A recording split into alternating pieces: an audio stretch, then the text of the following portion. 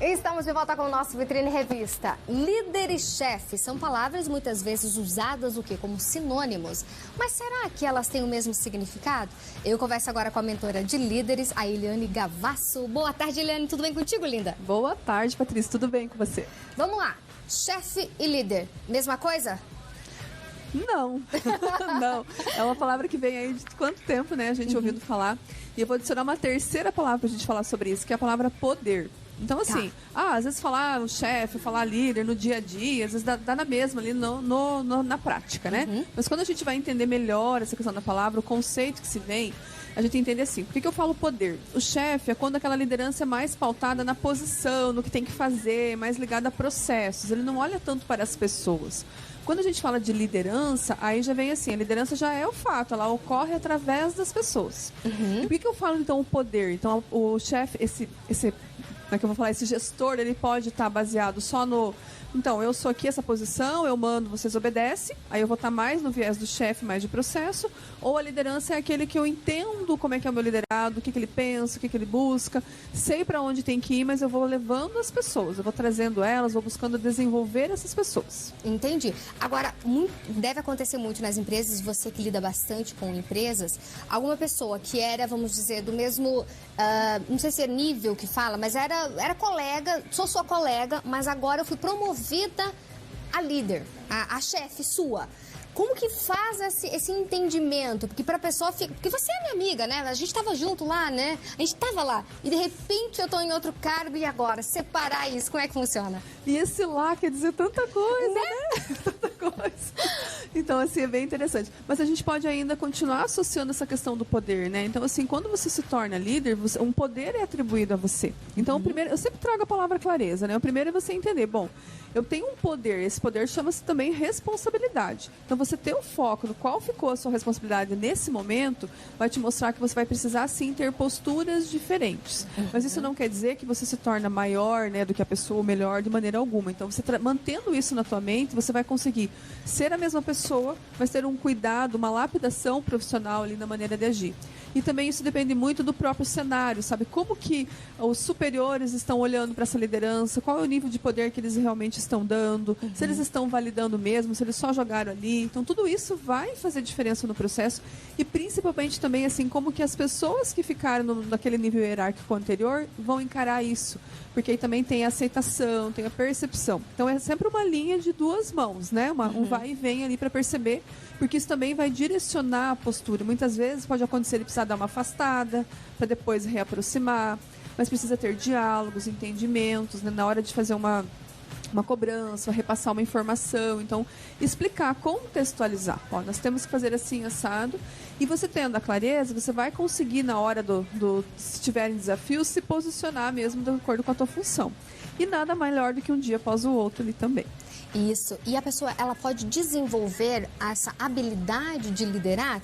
Porque algumas pessoas a gente fala, nasceu líder, né? Líder nato. Mas eu acho que a grande maioria das pessoas, elas aprendem a ser líderes. É isso, Eliane? Eu concordo contigo. A maioria vai aprendendo. Por quê? Porque mesmo o líder nato, ele vai precisar ter um cuidado ali, como eu acabei de falar, desse contexto, desse ambiente de liderança, né? E aí, o desenvolver a liderança é esse olhar para as pessoas, é buscar o autoconhecimento, a autopercepção, é fazer a leitura da sua própria comunicação. Então, como que eu costumo me comunicar? O líder nato geralmente tem os perfis que são mais perfis de ação, né? A gente já imagina aquela pessoa lá direcionando e vai aqui e faz, né?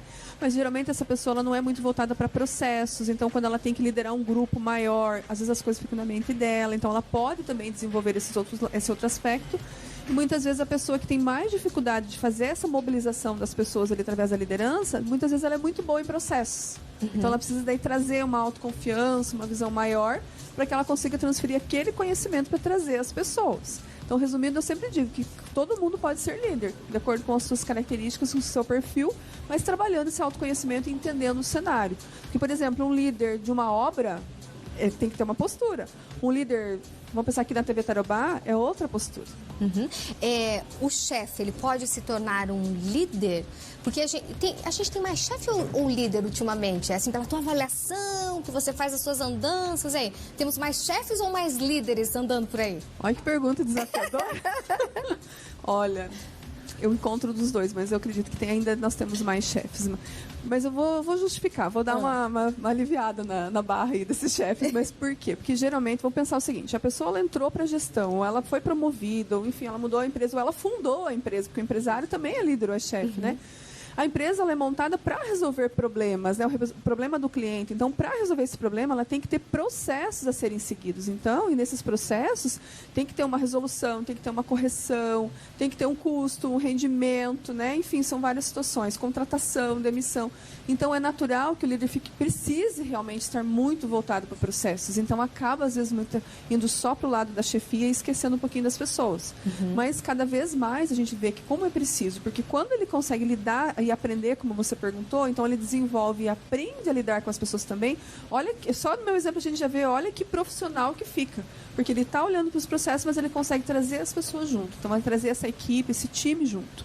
E as pessoas começam a se desenvolver. Cada uma desenvolvendo a si, né? E aí, como que fica esse todo? No final das contas, vai ficar mais leve para ele liderar e cuidar desses processos que eu falei lá no início. Você sabe que uma vez eu escutei de uma pessoa que ela falou assim, mas é que daí ser líder é amolecer o coração, confunde com fraqueza, tipo assim, que parece que o chefe é aquele que tá, e que o líder ele amolece o coração porque ele é mais chegado, acolhedor com os seus liderados, digamos assim. Mas por que não pode ser bom ser aconchegado aos seus liderados, não é verdade, Lê? É verdade. Aí o que acontece? A diferença isso que a Patrícia falou é totalmente saudável. A diferença é o quê? Se eu começo a amolecer o meu coração e eu paro, por exemplo, de defender os direitos da empresa. Por causa de eu amolecer o meu coração, eu vou agir diferente com as pessoas, eu vou deixar de fazer o que precisa ser feito enquanto meu papel de líder, de gestor, de empresário, enfim, de gerente, supervisor, né, dependendo do nome do cargo. Aí é uma linha tênue, que aí também não é o correto, né? Porque a gente tem que ter um cuidado. E se esse líder ele é firme com os B, C e D ali da equipe também vão ficar tranquilos, vão entender assim que então existe uma mesma maneira de agir aqui na empresa que vai gerar uma segurança para todos, né? Então esse amolecer é muito nocivo realmente e sabe que até para o próprio desenvolvimento da pessoa, porque assim, a pessoa precisa de uma assertividade, precisa de um posicionamento claro para que ela também entenda onde que ela precisa melhorar e ela possa crescer. Porque senão, às vezes, eu fico no coração bonzinho ali e a empresa acaba se prejudicando porque não fala o que precisa ser falado. O gestor, o líder, ele sofre com isso também, né? Pode até ser visto como o mais queridinho, mas as pessoas mesmo vão acabar percebendo as dificuldades que vai tendo. Então, por isso que eu gosto muito de trazer, e está dentro do meu dicionário de desenvolvimento de liderança, a assertividade.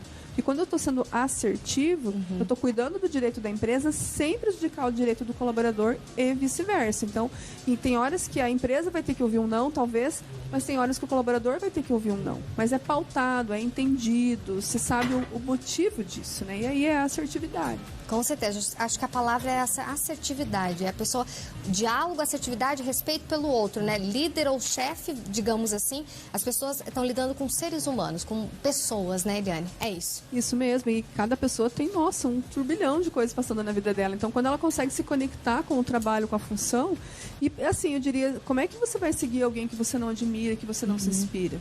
Então, você vai fazer o que precisa fazer.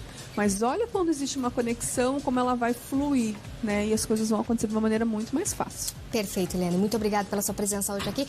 Passa o seu Instagram. Se alguém tiver alguma dúvida, já entre em contato. Vou esperar lá. Eliane Gavasso, 2 S e O, né? elianegavasso.oficial, tanto no Instagram quanto no YouTube. Perfeito. Muito obrigada mais uma vez e até a próxima, linda. Até a próxima.